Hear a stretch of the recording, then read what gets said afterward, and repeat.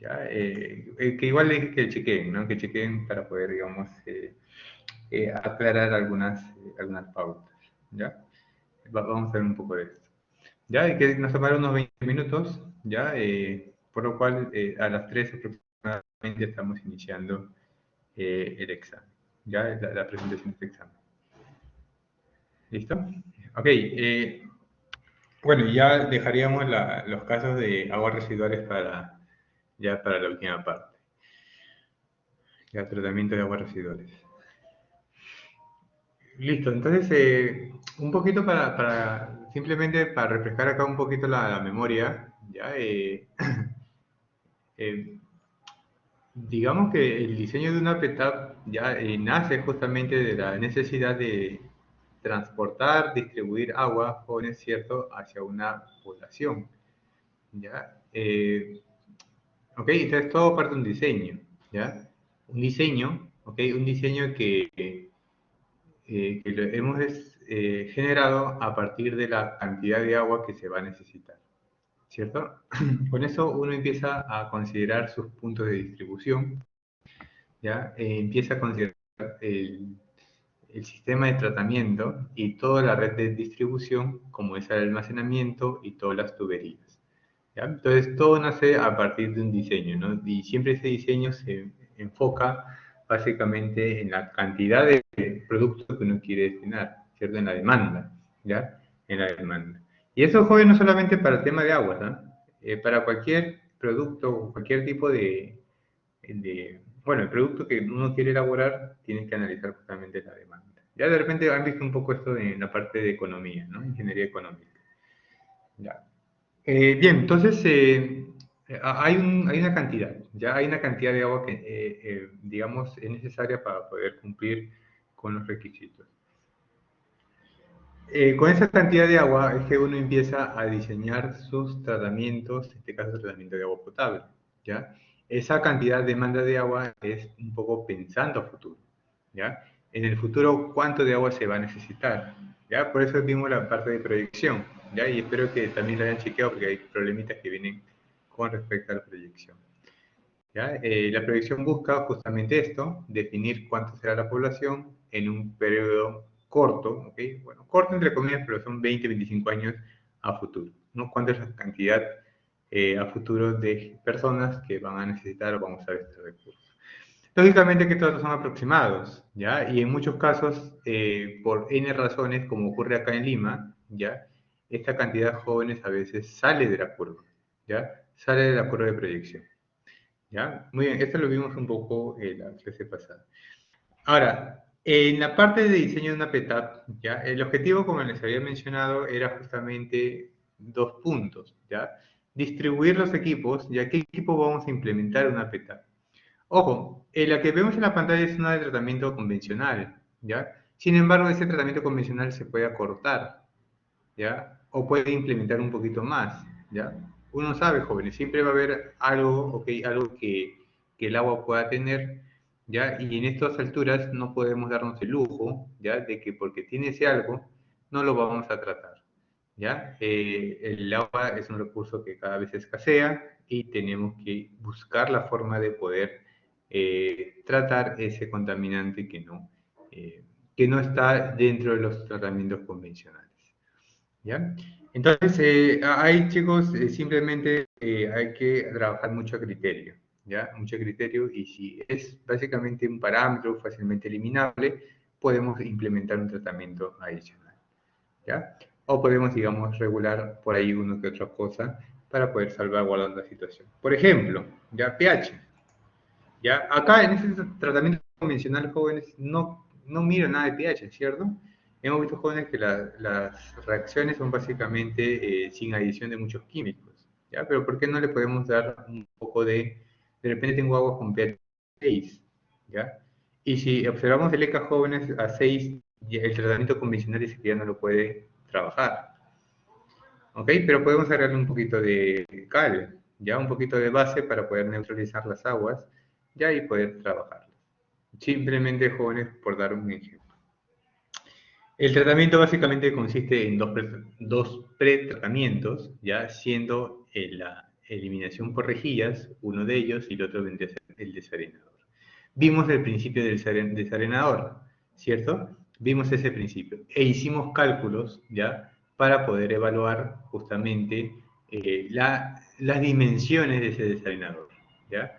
Que básicamente estamos hablando de desarenadores longitudinales, ¿ya?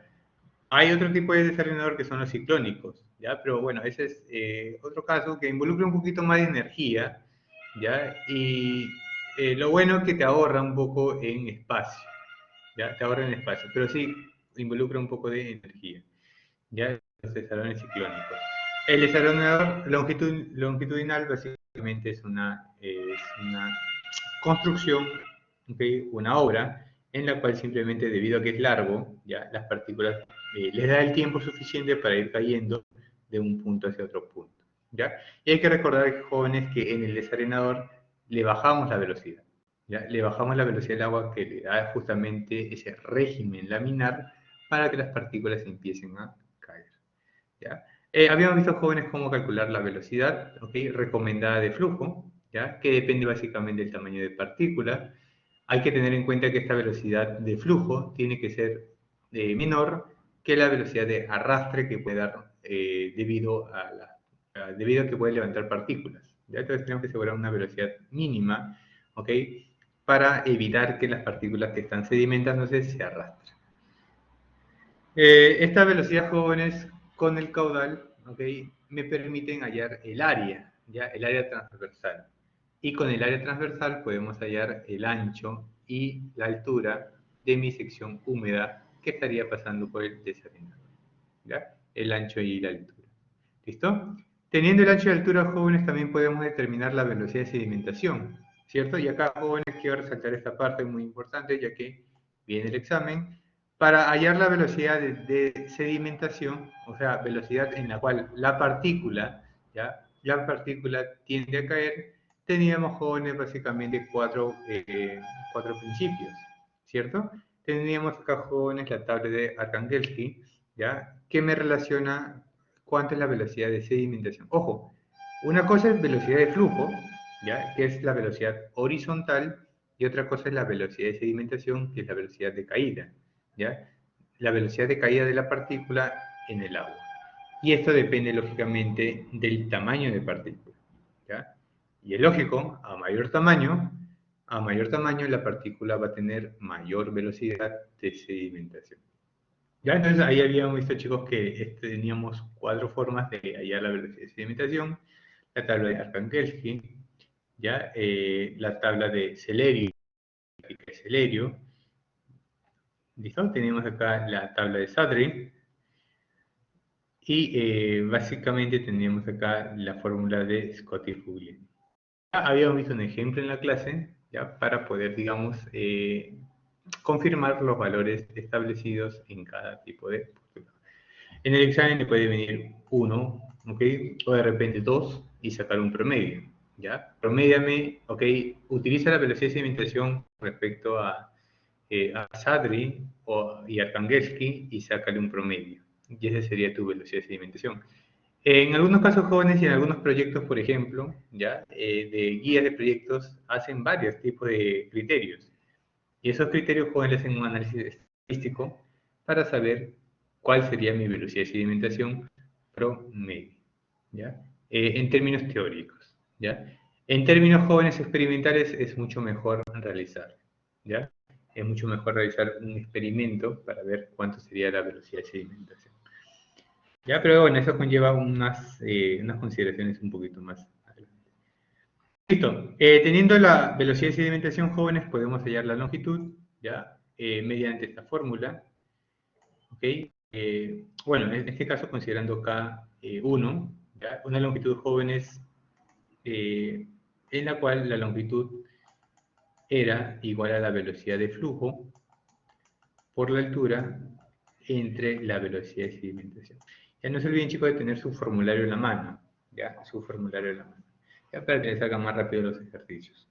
Esa longitud, jóvenes, es una longitud teórica, ¿ya? Es una longitud teórica en la cual uno tiene que darle un porcentaje más, ¿ya? Tiene que darle un porcentaje más para poder considerar la longitud, ¿ya? La longitud total del sistema.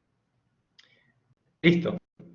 Bueno, eso es básicamente lo que vimos acá en términos de deselenadores, ya para calcular la longitud de este dispositivo.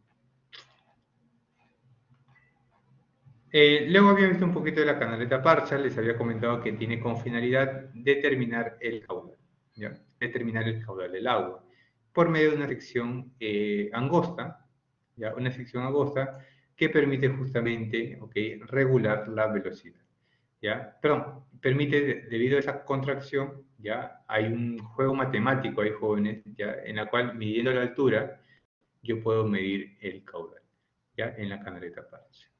Básicamente eso, ya no hemos hecho el diseño, no hemos hecho los cálculos, simplemente les mencioné que ayuda mucho a medir el caudal.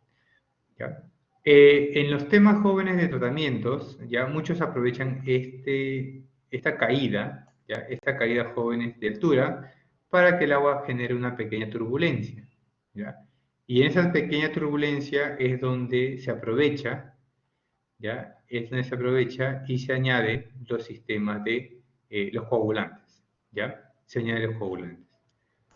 Ahora, si no tengo canaleta Parshall no significa que no lo voy a agregar, ¿ya? No voy a agregar jóvenes, no lo voy a agregar ahí chicos de coagulantes, no.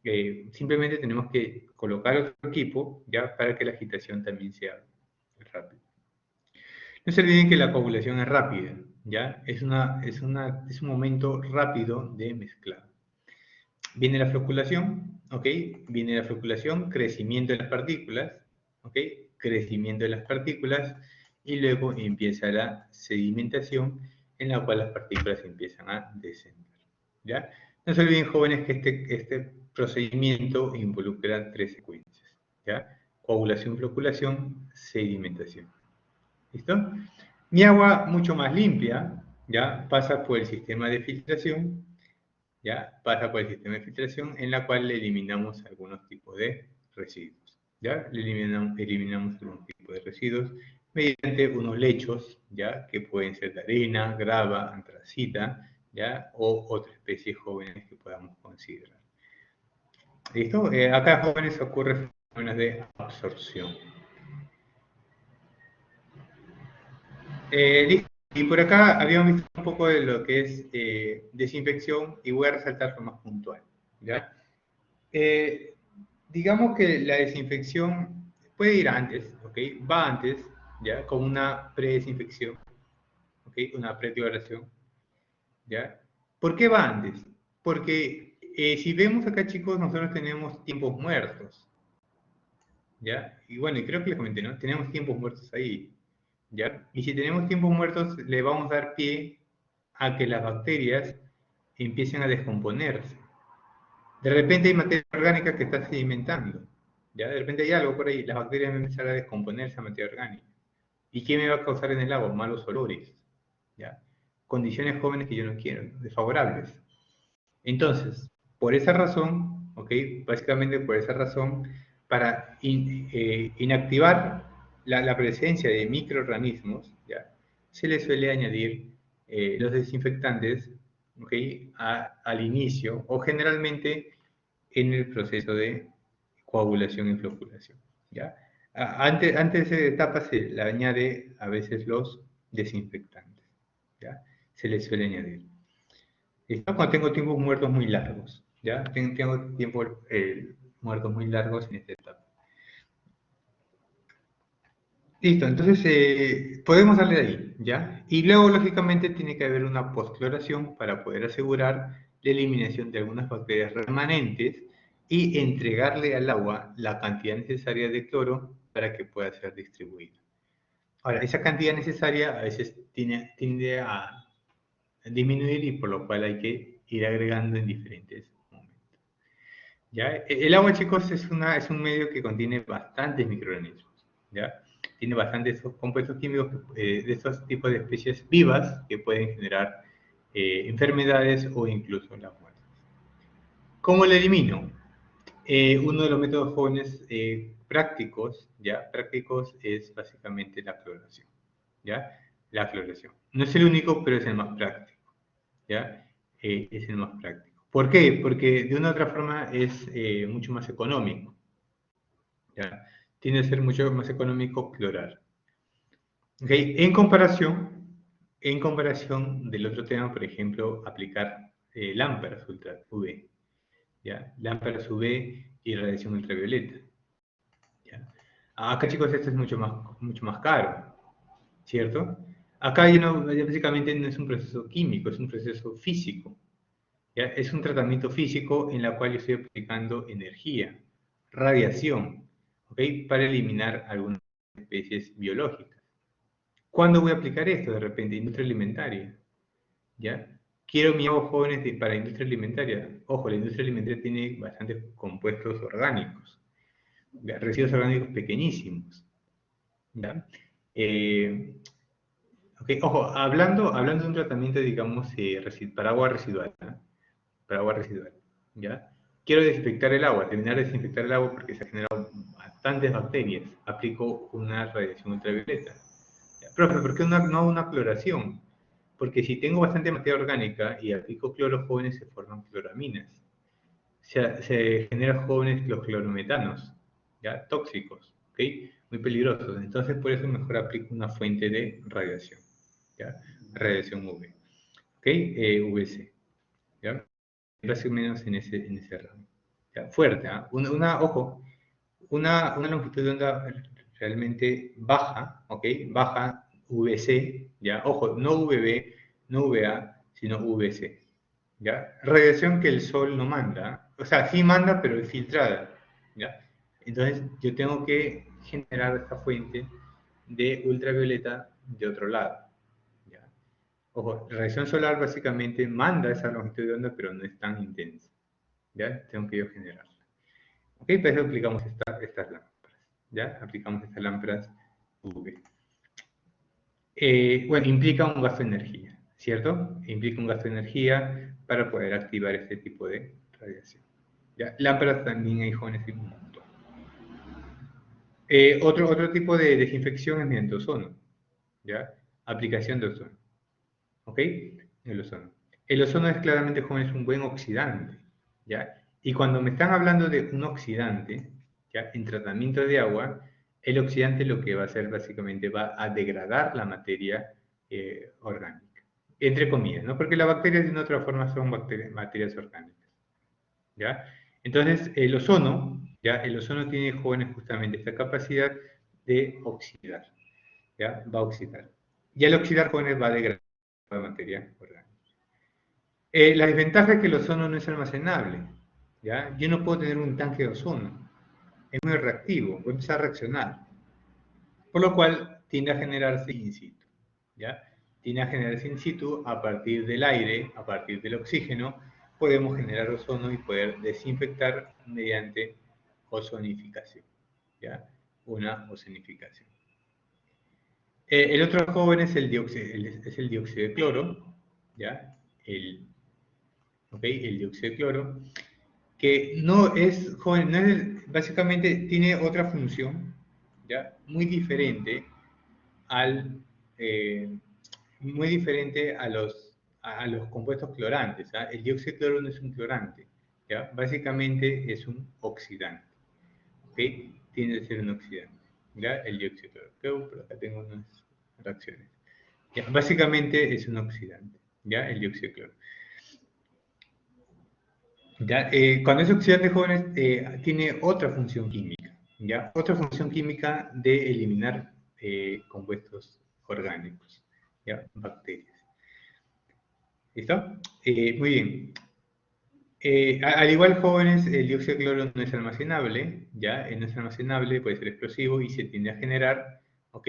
Básicamente del ion clorito, ¿ya? Del ion clorito, jóvenes, podemos nosotros obtener dióxido de cloro, ¿ya? A partir del ion clorito. ¿Ok? Aplicamos una pequeña reducción, ¿ya? ¿Listo? Para poder obtener el ion clorito. ¿Ya? Bueno, en este caso sería una oxidación, ¿no? Una oxidación en este caso.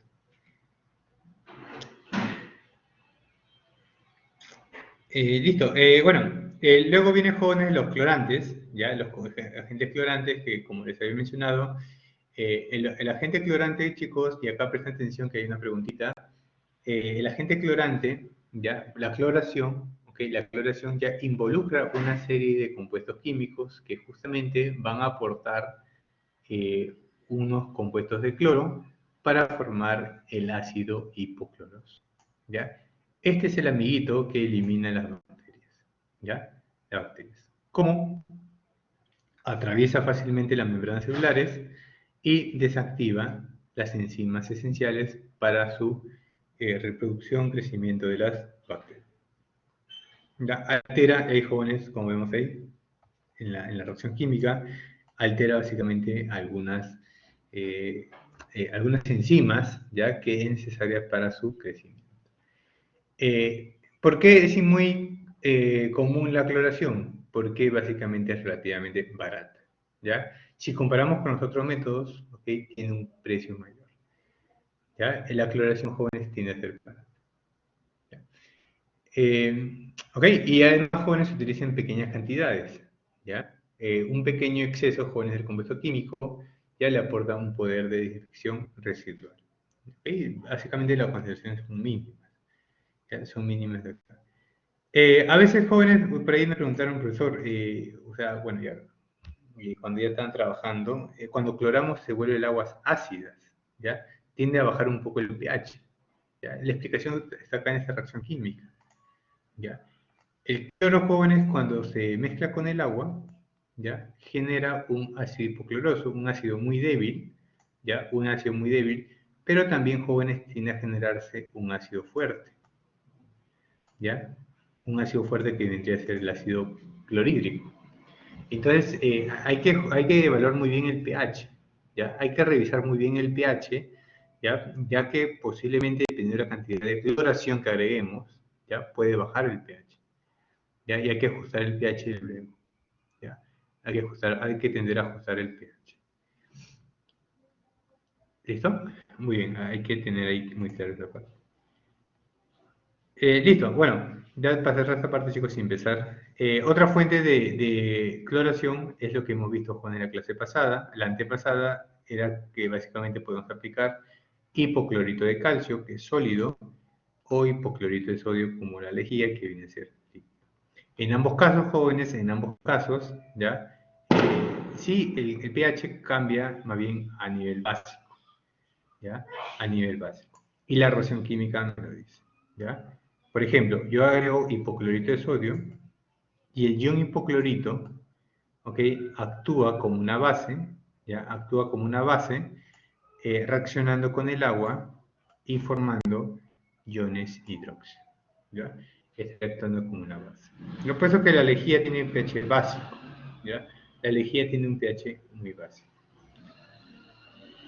Listo. Tener bastante cuidado, jóvenes, con los compuestos nitrogenados que pueden ocasionar cloraminas, ¿ya? Las cloraminas que son tóxicas, cancerígenas, ¿ok? Y este cloro o este ion hipoclorito también tiende a descomponerse, ¿ya? Tiende a descomponerse en presencia de rayos ultravioleta, formando ion cloruro que no tiene nada de desinfección, ¿ya? Entonces, hay que estar monitoreando también, jóvenes, la cantidad de cloro remanente. Ya, la cantidad de cloro remanente. Muy bien. Bueno, y acá, chicos, la gran ventaja de los compuestos clorantes, ¿ya? Esto es muy, muy importante, chicos, en aguas residuales, ¿ya? En aguas residuales, ojo, a diferencia de tratar aguas para consumo humano, en aguas residuales, la cantidad de contaminantes orgánicos son bastantes. Y muchos de esos contaminantes orgánicos no han sido eliminados. Entonces, cuando cloramos, generamos un sinfín de contaminantes tóxicos, ¿ok? Básicamente para la vida acuática, ¿ya? Porque la mayoría de tratamientos de aguas residuales justamente es para descargar a un cuerpo de agua, ¿ya? Entonces, bastante cuidado, chicos, con considerar la cloración en estos tipos de sistemas, ¿ya? Hay un montón de reacciones químicas, por ejemplo, hay el fenol, ¿no? Que el día de ayer comentaron acerca del fenol, ¿ya? Un fenol joven es clorado en posición orto o para clorofenol, ya tienden a generar olores y sabores desagradables y tienden a ser tóxicos, ¿ya? Y los fenoles jóvenes es un compuesto, un subproducto muy común en muchas industrias, ¿ya? En muchas industrias, que no es muy evaluable, ¿ya? Que no tiende a ser muy evaluable, ¿ya? Y sobre todo también la presencia de materia orgánica, ¿ya? En general, materia. Listo. Bueno, en realidad, chicos, como les comenté, el tiempo me quedó un poquito corto acá y ya no les había explicado un tema especialmente en lo que es cálculo, pero bueno, voy a terminar con esto ya para cerrar e ir con el examen. ¿Ya? Por ejemplo, ya es muy importante, chicos, considerar la cantidad de cloro que uno generalmente añade, ¿no? O cantidad de cloro que me queda. ¿Ya? En este caso, jóvenes, por ejemplo, en esta preguntita me dicen que una planta de tratamiento de aguas, ¿ya? Cuyo caudal es este de acá, ¿ya? Es este de acá, y usa 21 libras, ¿ok?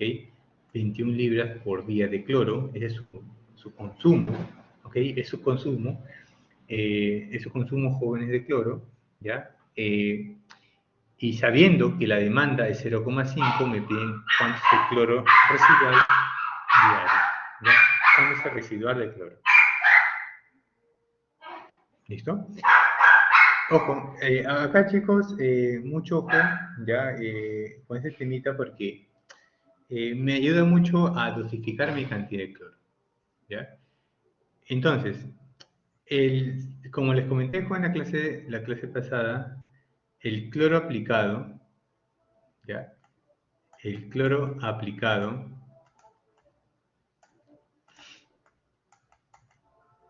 ¿ya?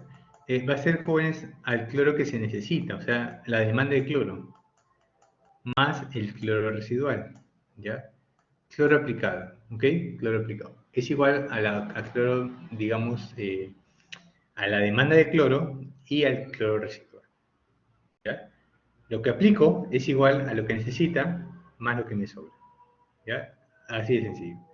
Entonces, profesor, ¿cuánta cantidad aplico? Tenemos, jóvenes, caudal, tenemos concentración, ¿ya? Caudal por concentración, ¿cierto? ¿Qué me da? Masa, ¿ya? Caudal por concentración me da la masa. ¿Listo? Caudal por concentración tengo la masa, ¿ya? Tengo la masa, ¿ya? Tengo la masa. Bien, entonces tengo acá caudal por concentración, ¿ya? Caudal concentración o caudal dosis, ¿ya? En este caso, caudal dosis que aplica, ¿ya? Caudal dosis, bueno, básicamente caudal por dosis es la concentración, ¿ya? ¿Cuánto de agua está entrando? ¿Cuántos, jóvenes, le agregamos por día? ¿Ya? Tenemos concentración, ¿ya? Caudal por dosis. Tengo entonces la concentración inicial, la cantidad inicial, ¿ya? La cantidad aplicado,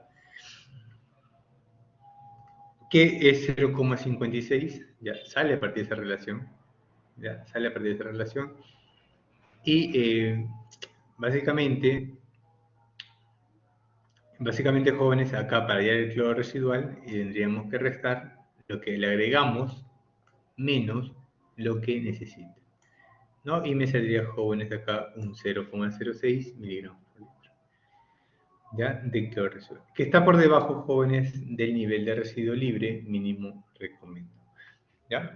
Eso básicamente sería bueno, acá, jóvenes, perdón, esto acá es así, ¿ya? Caudal por concentración es igual a la cantidad que necesitamos, ¿ya?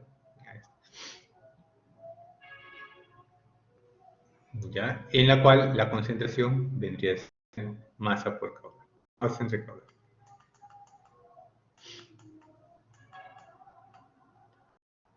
Bien, bien, chicos, simplemente para recordar esta parte, igual aguas residuales tocamos nuevamente cloración, ¿ya? Ahí en la etapa principal de cloración. Pero eso sí, no se olviden, chicos, no se olviden, jóvenes, que la cantidad de cloro añadida, ¿ya? Es igual a la cantidad de cloro que se necesita, ¿okay? La demanda de cloro que se calcula, más el cloro residual, ¿ya? Nosotros siempre tenemos que dejar un residual, ¿cierto? Y un residual mínimo, ¿ok? De 0,5 según normas peruanas, ¿ya? Bien, bien chicos. Ok, entonces, bueno, solamente quería aclarar un poquito este panorama, ya, para antes de iniciar el examen. No sé si por ahí tenemos alguna preguntita.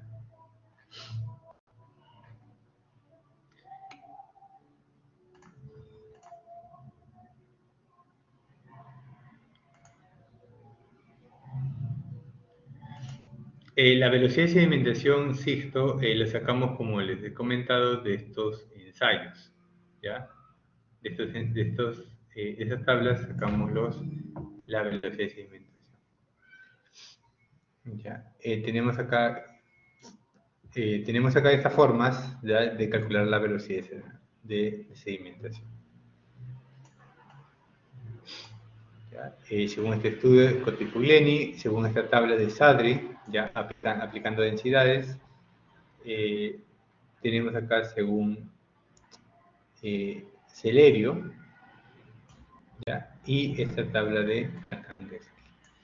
Y la velocidad de flujo, ¿ya?, la podemos, si no me da el ejercicio, lo puedo estimar de esta ecuación, ¿ya?, en la cual la velocidad de flujo depende de una constante A, que puede ser 36,4451, ¿ya?, 36,4451 por la raíz cuadrada del diámetro de partícula en milímetro, ¿ya? Y de esa forma podemos hallar la velocidad de flujo estimada para un cierto tamaño de partícula. Ya podemos considerar esa velocidad de flujo. Ya, bien, básicamente por ahí, ahí sacamos los datos directos.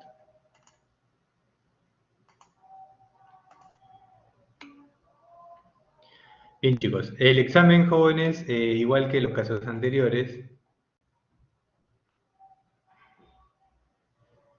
sí, hay que tener bastante cuidado con las unidades cívicas, ¿ya? Algunas fórmulas dice, por ejemplo, metros por segundo, otras por milímetros por segundo, otras centímetros por segundo. Ya, hay que tener cuidado con las unidades. Ya, por ejemplo, acá el diámetro es en milímetros, ¿ya? Y la velocidad me sale en centímetros por segundo.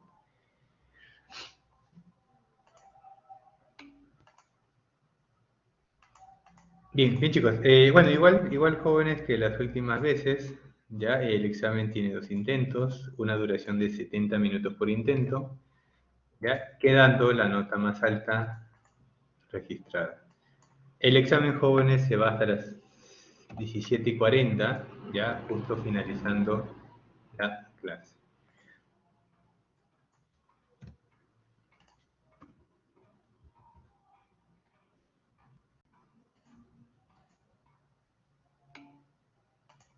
¿Ya? Y si pueden proceder para ver la pregunta anterior. En coma, chicos, así es, en coma. Ya no se olviden, jóvenes, ya estamos tercer examen, ya los decimales lo colocan con coma. Así es, 3 decimales, ya. Colocamos 3 decimales, por favor. Y en comas. Sin unidades, solamente los números. ¿Ya? Bien, chicos, entonces ya está activo el examen, pueden iniciar, jóvenes. Ante cualquier problema de red, me comentan, no se queden callados, ¿ya? Y si terminan, chicos, se retiran. Eso sería todo.